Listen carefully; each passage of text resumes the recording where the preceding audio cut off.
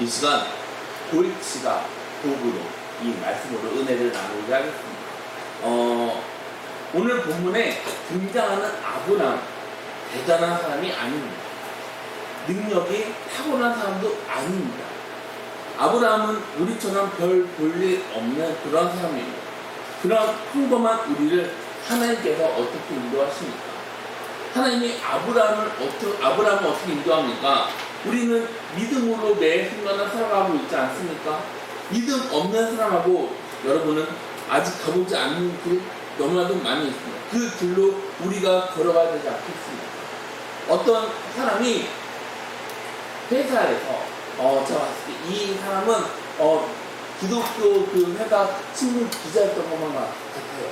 이 회사에서 오랫동안 근무를 해서 그런지 1년에 미국에서 연구하면서 쉴 수 있는 그런 기간을 받았다고 합니다. 그래서 미국에서 연구할 수 있는 학교에 등록했습니다. 그 학교 근처에 집을 얻었습니다. 이제 미국으로 가려면 딱 하나만 있으면 오케이입니다. 그게 뭘까요? 미국을 가려면 뭐가 있어야 됩니까? 기자가 있어야 됩니다. 그래서 이분의 직업은 뭐라고 했죠? 기자입니다. 이분의 아내 직업은 선생님입니다. 난 당연하게 기자가 나올 거야 하면서 기자 면접 신청하러 갔습니다. 필요한 서류 너무나도 많이 있습니다. 그걸 다 준비해놓고 온라인으로 들어갔는데 이상하게 온라인 서버가 깨끗해서 튕겨버렸습니다. 다시 들어갔는데 또 튕겼습니다. 그래서 안 되겠다. 이분은 서류를 준비하고 미국 대사관으로 갔습니다. 아내하고 아이들하고 심사 면접 보기 위해 대사관 안으로 들어갔는데 대사관이 하는 말이 당신은 서류가 부족합니다. 당신은 정보가 부족합니다. 그래서 나가서 서류를 다시 준비해 오세요. 그렇게 해서 나왔는데 이분이 시간을 맞추지 못했다고 합니다. 대사관에 다시 왔을 때에는 대사관 문이 닫혀 있었습니다. 그래서 하는 수 없이 대사관 앞에서 서성거리고 있었는데 대사관 사람이 나오는 거 보고 이거 어떻게 하면 됩니까? 그랬더니 대사관 총이 그럼 다음 주에 다시 오세요. 다음 주에 부족한 서류를 가지고 다시 오세요. 이번 약속 잡고 부족한 서류를 준비해서 심사 면접 다음 주에 다시 오게 됐습니다. 여러분 그 심사 면접 비용이 얼마나 들어가는지 혹시 아십니까? 150만 원이 들어간다고 합니다. 근데 이분의 면접만 150만 원입니다. 이분은 할 수 없이 150만 원을 주고 면접 봤는데 대사관 직원이 이 사람을 보면서 뭐라고 말을 했을까요? 탈락! 탈락! 그러면서 당신은 당분간 미국 여행도 할 수가 없습니다. 그래서 이분은 아니 나는 150만 원 내고 이걸 봤는데 미국 땅도 밟을 수 없다는 모든 계획이 틀어졌다고 합니다. 이분의 이야기를 들으면서 어떤 생각이 딱 들냐면 나도 미국에 갈 수 있을까? 나 미국에 갈 수 있을까? 그럼 설교하기 전에 저 왜 이 말할까요? 이겁니다. 나는 누군가에게 모자란 존재라는 것입니다. 이 말은 이 기자만 아니라 저만이 아니라 우리는 다른 사람들에게 모자란 존재라는 것입니다. 누군가에게 모자란다? 이건 하나님한테 용서받기에 한없이 모자란 사람이라는 것입니다. 그래서 나는 모자란 사람입니다. 모자란 사람은 역할을 제대로 할 수가 없어서 골칫거리 취급을 받을 때 있지 않습니까? 여러분은 사람들한테 그런 말 들어본 적 혹시 없으십니까? 왜 이렇게 유난이냐? 왜 이렇게 유난이냐 골칫거리 취급받는 사람이 있는지 모릅니다. 얘기하다 보니 너무 제 얘기를 한 것 같아서 제 얘기를 한 것만 같습니다. 너만 왜 그래? 너 너무 시끄러워. 골칫거리 취급받는 사람이 있습니다. 회사에서 역량이 조금이라도 부족한 사람은 골칫거리 취급받을 수 있습니다. 교회에서 신앙이 조금 부족한 사람은 골칫거리 취급받을 수 있습니다. 여러분 주위를 한번 보세요. 골칫거리 취급받는 사람이 있지 않습니까? 목사님 제 주변에는 그런 사람이 한 명도 없어요. 그럼 왜 없어요? 당신이 바로 그 사람이라는 것입니다. 내가 누군지, 내가 누구를 골치 아프게 하는 사람일 수 있다는 것입니다. 여러분, 아브라함 별명은 뭡니까? 믿음의 조상입니다. 그럼 아브라함은 본인이 노력해서 믿음의 조상이라는 별명을 얻었습니까? 아니요. 어떻게 해서 믿음의 조상 별명을 얻었습니까? 하나님의 인도하심에 성공한 결과라는 것입니다. 하나님이 인도로 완성이 되었을 때 붙은 라벨이 뭡니까? 바로 믿음의 조상이라는 것입니다. 아브라함은 내가 봤을 때, 야, 어떻게 저런 인간이 다 있냐? 진짜 너무나도 모자란 사람이다. 결함 너무 많습니다. 그래서 희한한 사람 다 보이는 아브라함은 하나님의 골치를 썩였던 사람이라는 것입니다. 그러면서 오늘 하나님이 아브라함에 물은 것은 뭡니까? 하나님이 아브라함을 부른 것은 아브라함이 다른 사람들보다 유능하고 뛰어나고 대단해서 부른 겁니까? 아닙니다. 그럼요, 아브라함이 부족해서 불렀다는 것입니다. 창세기 11장 1절부터 32절 같은 경우는 게다가 그 아들 아브라함과 하나님의 아들인 그의 손자 롯과 그의 며느리 아브라함의 아내 사레를 데리고 갈대아인 우르를 떠나 가나안 땅으로 가고자 하더니 하란에 이르러 거류하였으며 게라는 나이가 205세가 되어 하란에서 죽었다. 하나님이 아브라함을 부른 게 창세기 12장만 나온다고 생각하는데 아닙니다. 창세기 11장 31절부터 32절 보면은 게다가 아브라함과 하란의 아들 손자 롯 아브라함의 아내 사레를 데리고 갈대아 우르를 떠나 가나안으로 가였습니다. 이 사람은 원래 어디에서 살았습니까? 어디 출신입니까? 바로 메소포타미아 출신입니다. 메소포타미아에서 우상을 숭배하는 자격 없는 사람을 하나님께서 아브라함을 불렀습니다. 아브라함의 아버지의 아들을 데리고 가나안으로 가려고 했습니다. 그럼 가나안으로 가면 되지 않습니까? 그런데 갈대아 우르를 떠나 가나안으로 가야 하는데 가나안이 아니라 하란에서 하란에서 멈췄다는 것입니다. 쉽게 말하면 서울에서 부산으로 가야 합니다. 그런데 가는 도중에 대구에서 멈췄습니다. 가는 도중에 대전에서 멈췄습니다. 멈춰서 거기에서 살아갑니다. 대략 나이는 205세입니다. 아브라함이 하나님께서 아버지가 죽을 때까지 거기에 있었습니다. 그럼 부름에 응답한 겁니까? 아닙니다. 아브라함은 하나님의 부름을 포기했던 사람입니다. 하나님의 부름이 있었지만 아브라함은 가다가 중간에서 멈췄습니다. 아브라함은 하나님의 부름을 팽개쳤던 그런 사람입니다. 저는 못 갑니다. 하나님, 저를 보세요. 제가 어떻게 갈 수 있습니까? 저 너무나도 힘이 들어요. 저 너무나도 불안합니다. 먹고 살아가는 거 너무나도 불안합니다. 어떤 이유인지 모릅니다. 그런데 저한테는 걱정이 너무 많이 있어요. 그래서 모든 것을 포기하고 멈춘 사람이 바로 아브라함이라는 것입니다. 아브라함은 그렇게 포기하고 멈췄는데 창세기 12장을 보면은 하나님이 아브라함을 다시 부르십니다. 창세기 12장을 통해 알 수 있는 게 뭡니까? 하나님이 누구를 부릅니까? 바로 포기한 사람을 부른다는 것입니다. 하나님이 약속 팽개친 사람을 하나님께서 다시 부른다는 것입니다. 이게 우리한테 너무나도 큰 소망이지 않습니까?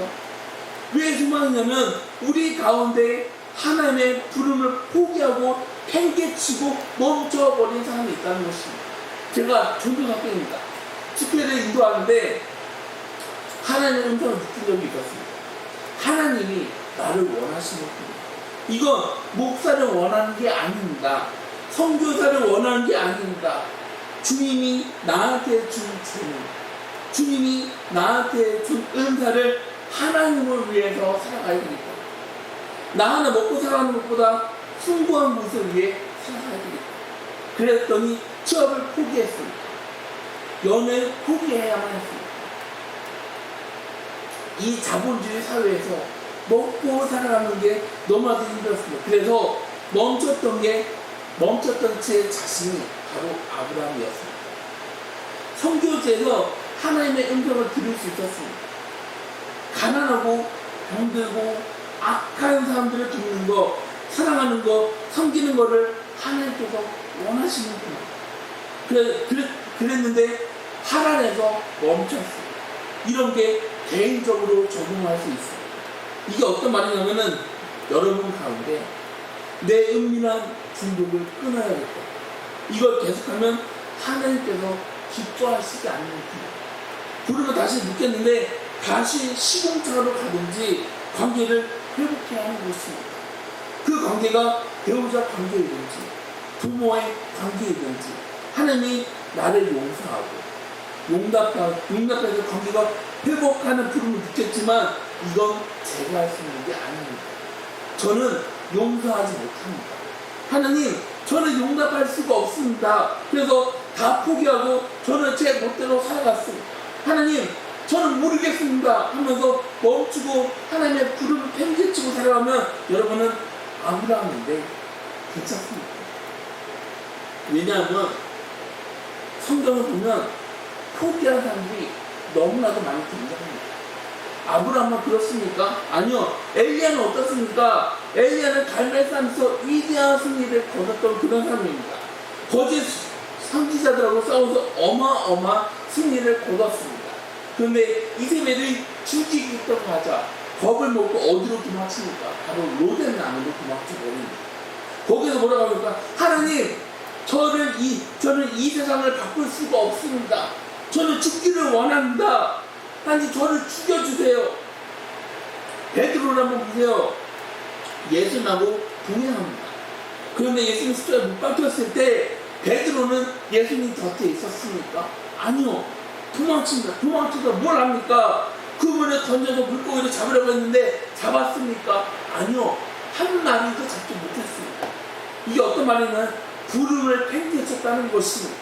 아무것도 잡지 못한 텅 빈 공허한 삶을 살았다는 것입니다.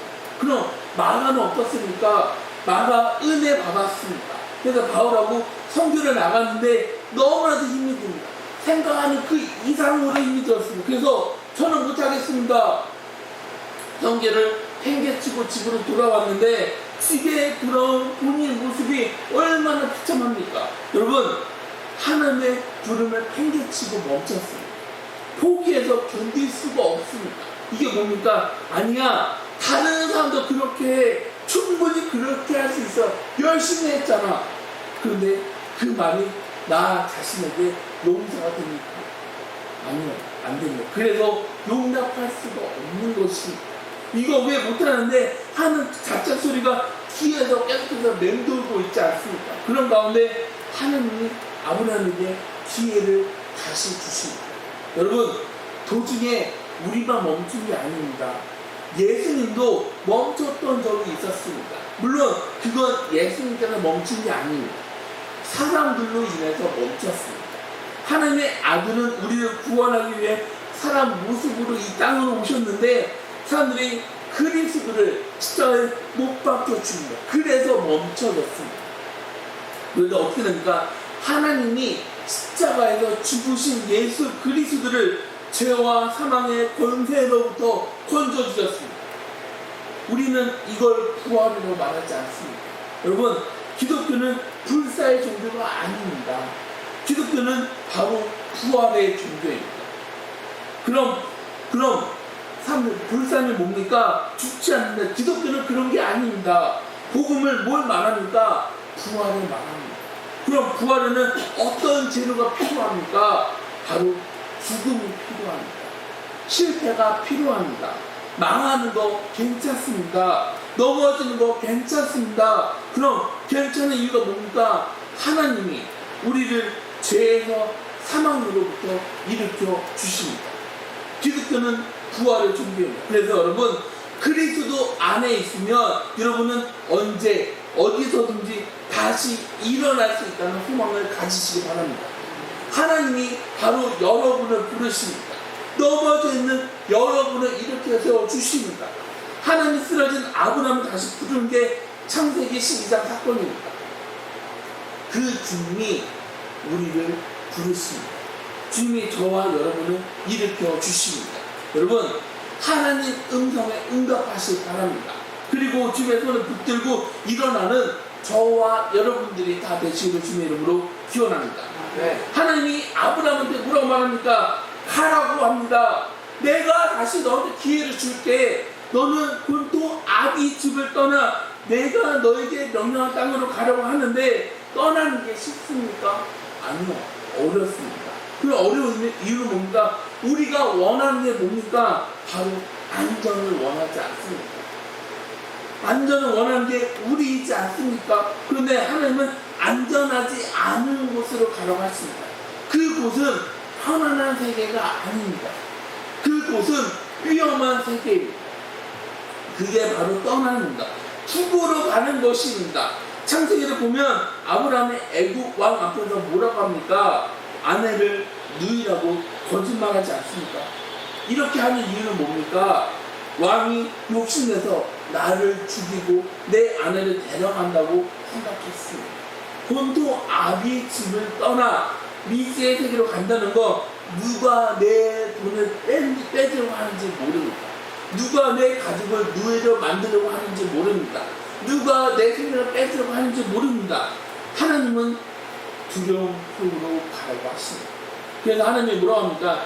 창세기 12장 1절부터 3절에서 보면 여호와께서 아브라함에게 이르시되 너는 너의 고향과 친척과 아비의 집을 떠나 내가 내게 보여줄 땅으로 가라. 내가 너를 큰 민족을 이루고 내게 복을 주어 내 이름을 창대하게 하리니 너는 복이 될지라. 너를 축복하는 자에게는 내게 복을 내리고 너를 저주하는 자에게는 내가 저주하리니 땅의 모든 족속이 너로 말미암아 복을 얻을 것이라 하십니다. 복이라는 단어가 계속해서 나오고 있지 않습니까? 그럼 왜 계속 나올까요? 아브라함이 그만큼 불안했다는 것입니다. 어쩌면 불안해서 두려워서 포기했던 게 아닐까요? 그나마 하라는 살만합니다. 여기 정도면 괜찮은 것 같아. 하나님, 저 하나님 말씀을 듣고 어느 정도 나왔습니다. 여기 괜찮죠? 하나님, 여기 정도면 괜찮죠? 그래서 하라면서 살아갑니다. 그런데 하나님은 뭐라고 하십니까? 아니야. 거기가 아니야. 하나님은 아브라함 가나안으로 가기를 원하십니다. 걱정하지 마. 거기에 가면 위험 있어? 두렵지? 불안하지? 그런데 내가 너한테 복을 주고 처음에는 복인데 나중에는 뭐라고 합니까? 하나님이 내가 너에게 복을 주고 너와 함께 있고 내가 여기 있잖아. 나를 봐라. 그러면서 하나님께서 말하는 것을 보게 됩니다. 여러분, 우리가 하나님 말씀에 들어야 하는 게 뭡니까? 힘든 것을 들어야 합니까? 아닙니다. 그럼 우리는 어떤 음성을 들어야 합니까? 우리를 안전하게 지켜주시는 하나님 아버지 음성을 들어야 되지 않겠습니까? 아버지 음성은 내가 너와 함께한다. 내가 너를 보호한다. 내가 너를 지켜준다. 우리는 하나님 아버지 음성을 들을 때 그때 앞으로 나아갈 수 있지 않겠습니까?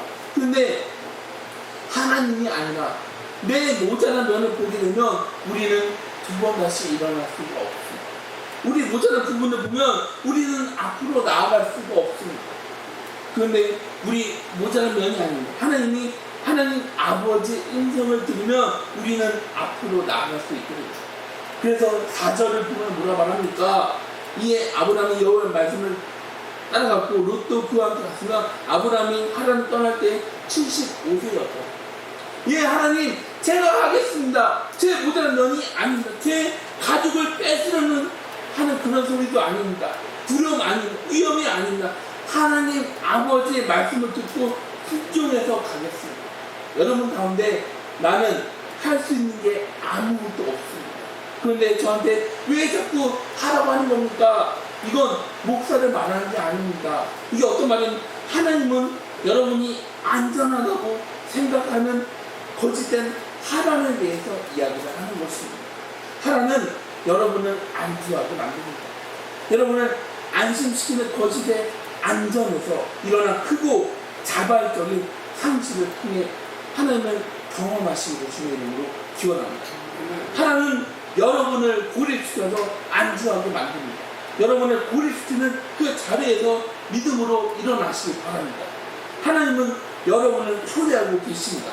너는 본토 친척 아비 집을 떠나 내가 너에게 명령한 곳을 가라. 나는 너에게 그 정도를 원하는 게 아니야. 예를 좀 들어볼까요? 여러분 가운데 하나님은 나한테 은혜를 베푸시는 분이야, 하나님은 나의 공급자라는 사실을 믿으십니까? 여러분 그 사실을 믿으십니까? 그런데 여전히 교회를 향해 11조를 하거나 헌금을 하거나 성경헌금 하는 것을 아까워하는 분들이 있지 않습니까? 그거 왜 안타까워해요? 이 돈이 나를 안전하게 해줄 수 있다고 생각합니다. 나한테 돈이 필요합니다. 저는 돈을 잃고 싶지 않습니다. 돈이 주는 안정감, 돈은 안정성하고 고려하지 않습니다. 그런데 하나님은 여러분에게 자발적인 상실을 요구하십니다. 본토 친척 아버지를 떠나봐. 누가 너를 지키는지 한번 실험해봐. 돈이 너를 지키는지, 내가 너를 지키는지. 왜 이렇게 돈을 붙잡고 있냐? 내가 너와 함께하자. 내가 너를 지켜주잖아. 내가 너의 복이 된다고 하나님께서 말씀하셨어요. 본토 친척 아버지를 떠나라. 너가 안심한 그 하란에서 일어나 믿음으로 걸어가라. 거기에는 두려움이 있고 위험이 있습니다. 그런데 거기에 뭐가 있습니까? 가장 좋은 것이 있다고 하나님이 우리에게 말씀하십니다. 거칠 때 안정을 줬던 하란에서 자발적인 상실을 통해 나를 지켜주시는 하나님, 다른 사람을 만나 하나님을 듣는 게 아닙니다. 내가 하나님을 경험해야 됩니다. 그래서 여러분 믿음으로 일어나시기 바랍니다. 주님의 손을 꼭 붙잡고 뚜벅뚜벅 걸어가는 저와 여러분들이 다 되시는 주님의 이름으로 소망합니다. 하나님이 원하는 새로운 걸음 내딛을 때 하나님의 보호하심, 하나님의 복주심, 하나님의 지켜주심, 하나님의 인도하심을 그때 경험할 수 있게 되는 것입니다. 그래서 창세기 12장 1절부터 3절에서 보면 복 이야기가 가득 나옵니다. 여러분 하나님은 여러분에게 복을 주시는 분이십니다. 여러분 크고 작은 자발적인 상식을 통해 하나님의 인도하심을 실험해 보시기 바랍니다. 저는 믿습니다. 하나님이 여러분에게 필요한 돈과 물질을 채워주실 줄 믿습니다. 저는 믿습니다. 하나님이 우리에게 필요한 사람을 보내주실 줄 믿습니다. 저는 믿습니다. 하나님이 제가 미로에 있어도 주님은 제 걸음을 인도해 주신다고 믿습니다. 저는 믿습니다. 하나님이 저에게 건강을 주시고 내 영혼에 건강을 주시고 내 믿음에 강건하게 인도해 주신다고 믿습니다. 여러분 하나님은 여러분에게 복을 주시는 분이십니다. 그런데 하나님은 복만 아니라 나중에 여러분을 복으로 만들어 준다는 사실을 여러분 믿으십니까? 창세기 12장 1절부터 3절을 다 같이 함께 읽겠습니다. 같이 함께 읽겠습니다. 다 같이 시작.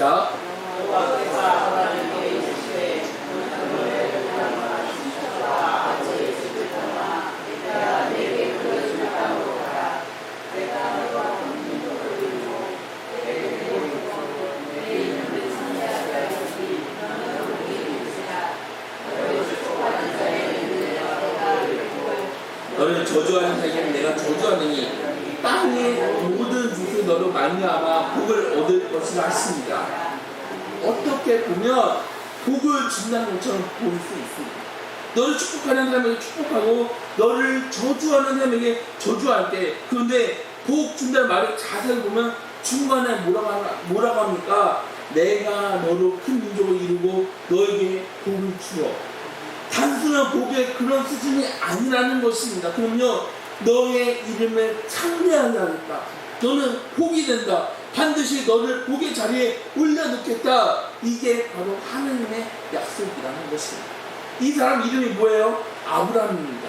아브라함 뜻은 높은 아버지입니다. 지금은 치면 잘 나가는 아버지입니다. 내가 제일 잘 나가. 와닿지 않습니까? 잘 나가는 남자, 잘 나가는 아빠. 아브라함 이름은 개별적인 이름입니다. 그래서 아브라함 복은 뭡니까? 내가 받는다.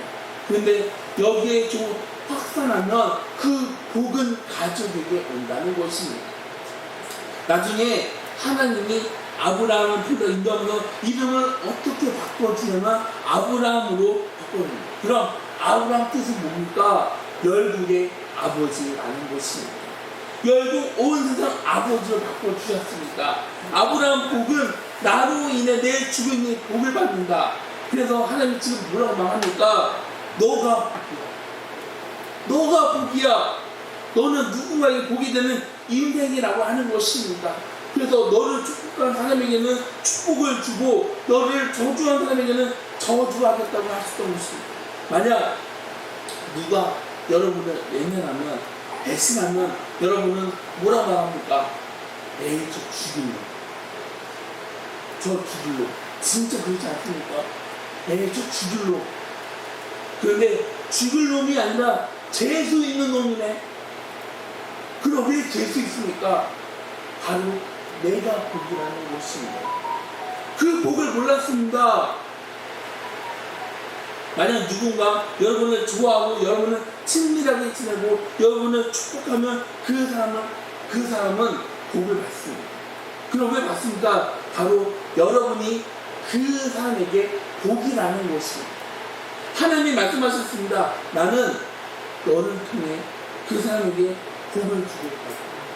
그런데 너를 모르면 그 사람은 저주받는 거야. 여러분은 복인 줄 아십니까?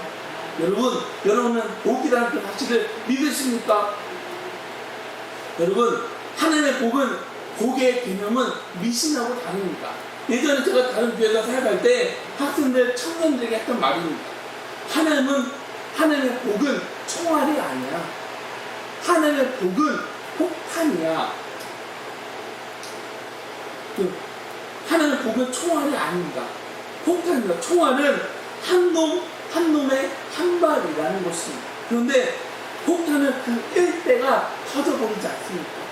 하나님의 복은 총알이 아니라 폭탄인 줄 믿으십니까? 그런데 우리나라 사람들은 미신을 어떻게 생각하냐면 총알의 개념으로만 이해하고 있습니다. 이게 어떤 말이에요? 여러분 가운데 누군가 믿음이 뛰어나도 좋습니다.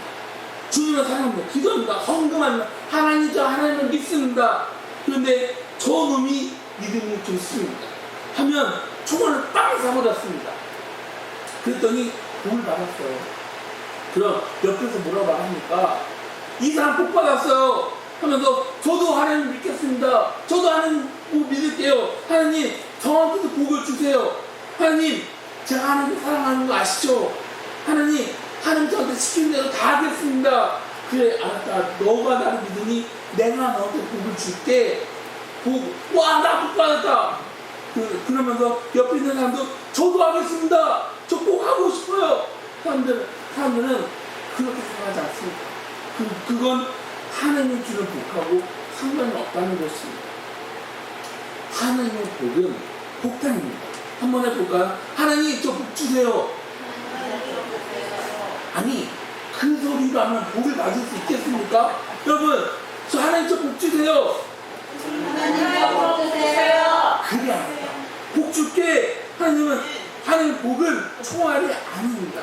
하나님의 복은 폭탄입니다. 제가 여러분에게 수류탄을 꺼내서 던졌는데 여러분이 받았습니다. 그럼 여러분만 죽습니까? 아니요.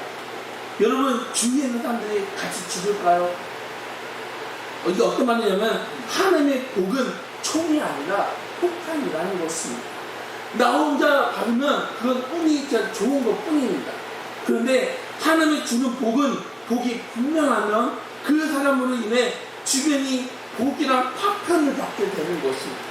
복의 영향력 주변을 향해 흘러가게 됩니다. 이건 가족만 아니라 내 이웃 동료들, 친구들, 주변 사람들이 복을 받으면 그건 하나님이 저 사람에게 뭔가 있다고 확신하시기 바랍니다. 하나님의 복은 총알이 아니라 폭탄인 줄 믿으시기 바랍니다.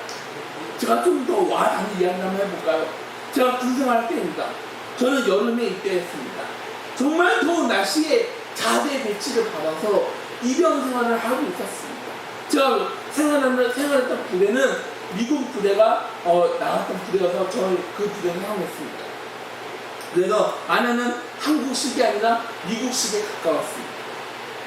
그런데 저희가 여름에 샤워할 때 통에다가 물을 받아놓고 그 안에 있는 물로 샤워를 해야만 했습니다. 그럼 왜 그렇게 물을 받아놓고 샤워를 했을까요? 물을 아껴야 한다고. 저한테 주어진 샤워 도구는 세숫대야입니다. 이걸로 샤워하면 굉장히 귀찮습니다. 여러분, 세숫대야로 샤워를 해본 적 있으십니까? 여러분, 계속 물 떠서 이렇게 계속 해야 되지 않습니까? 드럼통에 있는 물을 10번 정도 떠야지만 내 안에 나한테 붙어져 있는 거품이 사라진다는 것입니다. 근데 갑자기 샤워실 문이 열리더니 병장이 들어왔습니다. 군대에서 권력은 너무나도 들었습니다. 왜냐하면 이병들, 우리는 축구에서 물통에 있는 물을 세숫대로 떠서 샤워를 하고 있는데 병장이 샤워하러 들어간다고 하니 우리가 샤워했던 그 자리가 다 모세 기적처럼 쫙 퍼진 겁니다. 그래서 이제 병장이 샤워를 하루부터 안에 보일러병이 물을 틀었습니다. 그래서 샤워기에서 물이 펑펑 나와서 샤워하는 모습이 너무 부러웠어요. 근데 여러분, 한 가지는 놀라운 일이 벌어졌습니다. 그 뭐냐면 저를 포함한 그 주위에 있던 사람들이 다 병장 주위로 이렇게 갔습니다. 그럼 왜 갑니까? 네. 그러면 병장 샤워기에서 나오는 물이 어떻게 돼요? 주의 자비가 내려와 주의 자비가 공비같이. 그럼 주의 자비를 느끼는 이유는 뭡니까? 내가 벗어 하는 것보다 샤워기로 하는 게 훨씬 편하다는 것입니다. 샤워가 굉장히 즐겁습니다. 그래서 샤워기는 하나님의 복이라는 것입니다. 하나님의 복은 세숫대야가 아니라 바로 샤워기 호스입니다. 총알이 아니라 폭탄이라는 것입니다. 하나님의 복이 나한테 부어지면 내 몸에 붙어있는 죄라는 거품을 묻히는 사람들이 나를 향해 다가오기 시작합니다. 하나님의 복이 부어지면 내 삶 가운데 떼어놓을 수 없는 비누 거품을 묻히는 사람들에게 외로움, 고독으로 어떻게 할지 몰라하는 사람들이 나한테 다가오게 됩니다. 그럼 왜 다가옵니까? 이 사람한테 나오는 뭔가가 있습니다. 이 사람한테 나오는 게 분명한 게 있습니다. 이 사람은 하나님을 사랑합니다. 이 사람은 하나님하고 동행하는 사람입니다. 이 사람한테 복을 주는 뭔가가 흘러 넘칩니다. 그래서 다가오기 시작하지 않습니까? 그게 바로 하나님의 복인 줄 믿으시기 바랍니다. 너는 복이 될 거야. 내 복은 쪼잔하지 않아. 내 복은 총알이 아니야. 내 복은 세숫대야가 아니야. 하나님이 하늘의 문을 열고 여러분에게 폭포처럼 복을 부어줄 줄 믿으시기 바랍니다. 그때 내 세숫대야 채울랑 빨랑하는 그런 것이 아니라 내 세숫대야에 하나님의 복이 흘러 넘쳐버리게 되는 것입니다. 그래서 내 주변에 있는 사람들에게 하나님의 복이 흘러 넘치는 저와 여러분들이 다 되시고 주님의 이름으로 기원합니다. 우리 한번 이렇게 인사해 볼까요? 저는 당신에게 복입니다. 한 번 더 하겠습니다. 여러분, 너무나 공손한 거 아닙니까? 너무나 공손한 거 아닙니까? 한번 이렇게 해보겠습니다. 까불지 마. 난 복이야. 이거 왜 이래? 이게 우리 스타일이지 않습니까? 창세기 12장 하나님이 아브라함에게 말한 본토 친척 아비 집을 떠나려고 한 3절은 하나님이 아브라함에게 첫 번째 한 말씀입니다. 사실 하나님의 말씀은 하나님의 자녀들에게 한 말씀이지만 세 번째는 하나님이 예수 그리스도에게 한 말씀이라고 생각하면서 1절부터 3절 한번 보세요. 하나님이 그 아들 예수 그리스도께 이르시되 너는 고향과 친척과 아비 집을 떠나 내가 너에게 보여줄 땅으로 가라. 너는 복이 될 것이다. 하나님이 예수 그리스도에게 말씀하셨습니다. 하나님하고 예수님은 삼위일체이십니다. 하나님 안에서 한 분이십니다. 그런데 그 아들 예수 그리스도는 모든 영광을 버리시고 하늘의 영광을 버리고 이 낮고 낮은 땅으로 오셨어요. 왔는데 어떻게 합니까? 사람들이 죽이지 않습니까? 죽여서 망했습니다. 그런데 그렇게 해서 끝이 났습니까? 아니요. 아버지가 아들에게 베푼 복이 뭡니까? 사망으로부터 일으켜서 예수 그리스도 믿는 모든 사람들에게 복이 되게 했다는 것입니다. 지금 하나님은 그 말씀을 우리에게 하십니다. 예수 그리스도는 우리에게 복인 줄 믿으시기 바랍니다. 그리스도가 이런 하나님의 약속을 받았습니다. 받지? 나는 사람들 죽인 예수를 일으켜 온 세상에 복을 베푼 하나님입니다. 하나님은 그렇게 하겠다고 하십니다. 우리 가정, 우리 삶에도 얼마든지 그렇게 하겠다. 내가 포기하고 실수하고 넘어지고 사람들로부터 공격, 함정, 어려움에 빠져도 나는 반드시 너를 복으로 만들어 주겠다. 시편 118편 22절부터 23절 말씀 보면은 건축자가 버린 돌이 집 모퉁이의 머릿돌이 되었나니 이는 여호와께서 행하신 것이 우리 눈에 귀한 거다. 건축자가 돌을 버렸습니다. 그럼 왜 버렸습니까? 모자라서. 버렸다는 건 문제 있다는 게 아닙니까? 쓸모없어서 버렸습니다. 이건 예수 그리스도입니다. 하나님의 아들이 사람으로 오셨습니다. 그런데 사람들이 어떻게 합니까? 버립니다. 그럼 버린 이유는 예수는 맞는데 메시아가 아닙니다. 그래서 죽였습니다. 메시아 자신이 아닙니다. 메시아처럼 생기지 않았습니다. 우리는 저런 메시아를 원하지 않아. 그런데 하나님은 사람들이 버린 돌에 복을 베풀어 머릿돌이 되게 하십니다. 여기에서 머릿돌을 건축할 때 가장 먼저 그는 주축돌을 첫 번째 돌을 가리키는 것입니다. 히브리어로 원어 노시라는 최고라는 뜻입니다. 사람들한테 버림받은 예수 그리스도를 다시 살려 온 세상의 최고의 복으로 삼았다는 것입니다. 이건 우리에게도 해당됩니다. 우리는 모자릅니다. 저는 목사로서 굉장히 모자릅니다. 저는 남편으로서 아빠로서도 모자릅니다. 모자른 사람입니다. 그래서 어떤 면에서 사람들로부터 버림받고 쓸모없지만 괜찮습니다. 왜냐하면 주님을 따라갈 때 주님은 나를 노시 최고의 것으로 만들어 준다는 것입니다. 우리는 그걸 믿지 않습니까? 이거 우리가 할 수 있는 게 아닙니다. 이건 하나님께서 하시는 일이십니다. 하나님의 일은 우리 눈에는 기적입니다. 네, 맞습니다. 사람은요, 모자란 것을 최고로 만들 수가 없습니다. 그런데 하나님께서는 그걸 얼마든지 하실 수 있습니다. 하나님은 바로 여러분에게 그렇게 하고 계십니다. 기이하다. 영어 성경 보는데 마블러스라고 말합니다. 저는 마블 영화를 굉장히 좋아해요. 이 마블이 바로 그렇습니다. 하나님, 저는 모자랍니다. 저는 저의 직분을 감당할 수가 없습니다. 저는 버림받아서 끝난 줄만 알았습니다. 그런데 주님이 저를 인도해서 노시 가장 좋은 자리에 세워주실 수 있습니다. 어떻게 가장 좋은 것을 저한테 베풀어 주실 수 있으십니까? 이건 제가 한 게 아닙니다. 이건 사람이 할 수 있는 게 아닙니다. 하나님께서 베풀어 주시는 마음이라는 것입니다. 놀랍지 않습니까? 그래서 우리는 하나님 찾아가는 게 아닙니까? 여러분, 예수님에게 순종하시기 바랍니다. 주님이 우리를 초대하고 계십니다. 인생의 바닥을 친 사람을 인도하십니다. 건축자가 버린 돌을 노시 머릿돌이 되게 한 사건을 찾아볼 필요 없습니다. 그럼 왜 없습니까? 바로 그게 제 이야기라는 것입니다. 저희 교회 어려워졌습니다. 저는 30대였습니다. 저는 교회에 대해서 정말 최선을 다했습니다. 교회에 있던 청년들 나갔습니다. 그래서 나는 사역의 소질이 하나도 없나 보다. 나는 재능이 이게 아니다. 내가 살 거면 다 망하는구나.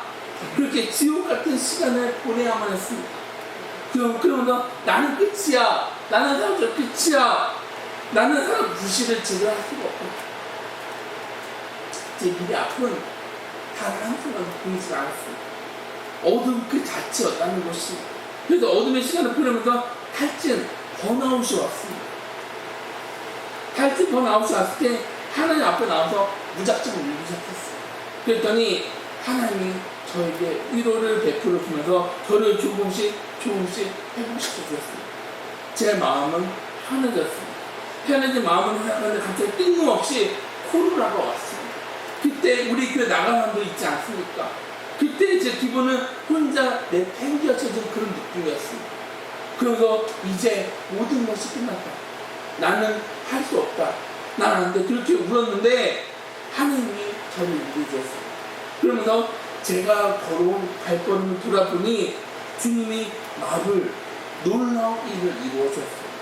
제가 할 수 있던 것은 하나도 없었습니다. 하나님이 모자란 이 놈을 불러줬어요.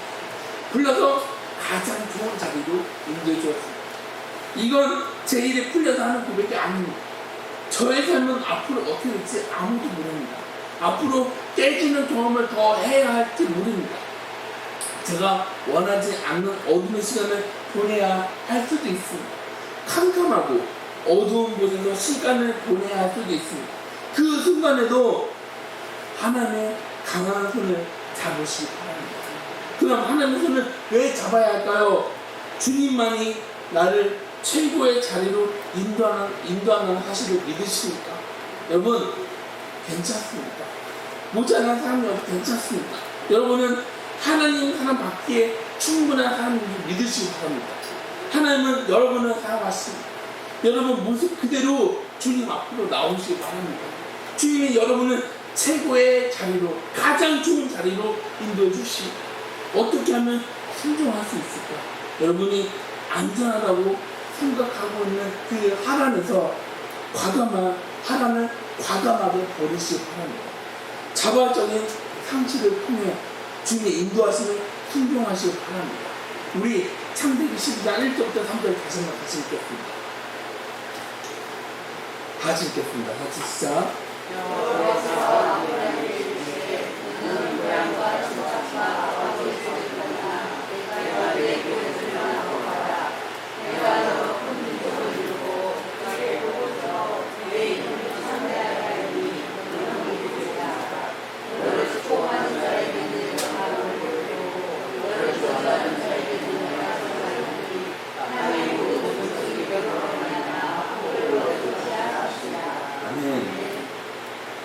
여러분, 저는 하나님의 도구입니다. 저는 하나님의 말씀을 전합니다. 하나님은 창세기 12장 1절부터 3절을 통해 여러분에게 약속하셨습니다. 하나님이 여러분에게 손을 내밀고 계십니다. 그래서 여러분, 우리가 한 주를 살아갈 때 오늘 말씀을 다시 한번 묵상해 보시기 바랍니다. 불안하고 두려울 때 이 말씀을 다시 묵상하시기 바랍니다. 주님이 우리에게 약속한 묘시, 가장 좋은 곳으로 인도했습니다. 주님이 우리에게 복을 주십니다. 오늘 본문 말씀은 복의 말씀입니다. 그런데 자세하게 읽어보면 어떤 복이 반복됩니까? 내가 아닙니다. 와, 하나님이 내가 이 말씀을 4번이나 반복하시는구나. 이 말씀을 묵상하면서 생각난 노래가 있습니다. 어떤 노래냐면 내가 만약 여러분입니다. 여러분, 이 노래는 윤복희씨 노래입니다. 그런데 인재범 가수가 나는 가수다 해서 노래 불러서 히트를 치지 않았습니까? 여러분이나 노래 알고 있지 않습니까? 근데 사람들은 여러분 이 노래를 가요로만 알고 있는데 사실 이 노래는 가요가 아니라 가스펠입니다. 윤복희씨는 이혼을 2번이나 당했습니다. 그런 병을 앓았습니다. 사기를 당했습니다. 사람들한테 이혼만 당했습니다. 윤복희씨 오빠는 목사님입니다. 2분은 신실한 크리스천입니다. 오빠 봤을 때 사랑하는 동생이 사람한테 이혼만 당하는 걸 보면서 버림당하는 걸 보면서 동생은 아프기까지 했어요. 고통의 어두운 밤을 보낸 동생 위에 작곡한 노래가 바로 여러분이라는 것입니다. 이 노래에서 말하는 나는 하나님입니다. 하나님이 어두운 험한 길을 걸어가는 누군가에게 말하는 것이 바로 여러분입니다. 제가 가사를 읽어드리겠습니다. 내가 만약 괴로울 때면 내가 위로해 줄게. 내가 만약 서러울 때면 내가 눈물이 되리. 어두운 밤 험한 길을 걸을 때 내가 너 등불이 되리. 허전하고 쓸쓸할 때 내가 너의 곁들이라. 나는 너의 영원한 형제야. 나는 너의 친구야. 나는 너의 영원한 노래야. 나는 너의 기쁨이야. 이혼의 아픔이 있습니다. 두 번이나 아픈 누가 향해 하나님 지금 너한테 말한다고 적었던 것입니다. 사람들은 여러분 이 노래 2절 가사를 모릅니다. 그럼 왜 모를까요? 2절 가사는 영어로 되어 있습니다. 2절 가사 보면 가스펠이라는 것을 더 확실하게 알 수가 있습니다. 2절 가사 번역입니다. 앞이 보이지 않는 날들이 지나가고 있을 때 그가 말했지, 내가 너의 지팡이가 되어주마. 누군가의 사랑이 필요할 때 그가 말했지, 내가 너의 사랑이 되어줄게. 그러니 이제 웃고 나를 봐. 내가 말해줄 게 있다. 하나님이 어두운 밤 험한 길을 걸어가는 사람들 향해, 여러분을 향해, 가나안 땅을 향해 새로운 몸 잡아줘 상실하는 사람한테 말합니다. 모든 사람이 이 길을 지나간다. 그러니 믿음으로 당당해야 한다. 여기에서 그만둘 수 없다. 모든 사람들이 이 길을 지나간다. 내가 너와 함께 한다. 내가 너를 지켜줄게. 그러면서 하나님은 우리를 가장 좋은 자리로 인도해 준다는 것입니다. 여기에서 그만둘 수 없습니다. 이제 시작입니다. 이게 바로 그 길입니다. 이 길은 하나님입니다. 이 길은 우리가 걸어가야 하는 길이지만 예수 그리스도를 의미하는 것입니다. 이 길을 시작하신 분, 우리와 끝까지 동행해 주시는 분, 마무리해 주시는 분, 우리를 저 높은 곳에 인도해 주시는 분, 그 길을 주님께서 시작하셨습니다. 여러분, 하란이라는 거짓 안정성으로 안심하고 계십니까? 이제 그 하란을 과감하게 버리시길 바랍니다. 하나님은 우리를 지켜주십니다. 여러분, 믿음으로 일어나시길 바랍니다. 주님께서 여러분을 부르십니다. 주님이 여러분을 일으켜 주십니다. 주님이 여러분에게 기회를 얼마든지 주십니다.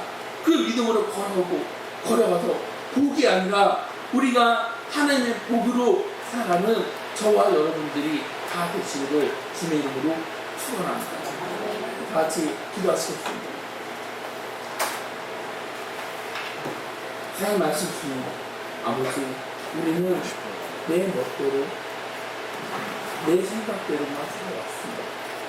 그래서 하나님 아버지, 하나님이 우리한테 그 자체가 복인데 우리는 그 복을 내팽개치면서 포기하면서 살았던 바로 우리입니다. 그런데 하나님은 그런 우리를 나몰라 하시는 것이 아니라 우리를 다시 불러주십니다. 주님, 우리는 오직 주님만을 위해서 살아가기를 간절히 원합니다. 오직 주님 말씀에 순종하면서 살아가기를 간절히 원합니다. 주님, 우리 삶을 주님께서 주관하여 주시옵소서. 예수님의 이름으로 기도드렸습니다. 아멘.